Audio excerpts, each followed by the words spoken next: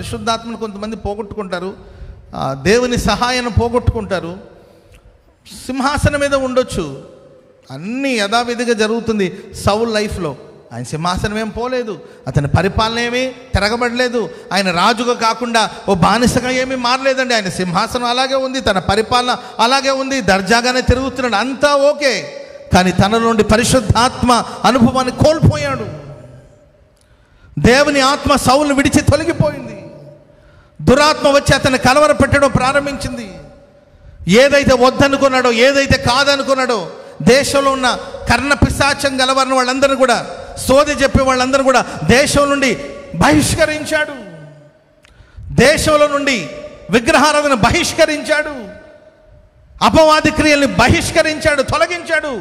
కానీ ఎప్పుడైతే దేవుని ఆత్మ సహాయాన్ని కోల్పోయాడో, అప్పుడు ఏదైతే పోగొట్టుకున్నాడో, ఏదైతే వద్దనుకున్నాడో, దాని మరలా దాని దగ్గరికి వెళ్ళవలసిన పరిస్థితి వచ్చింది.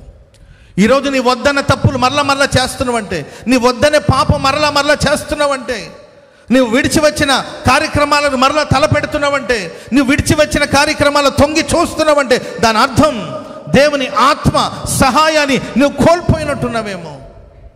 ఈ ప్రశస్త రాత్రి ప్రభు అంటున్నాడు, నా ఆత్మ మీ మధ్యలో ఉన్నది.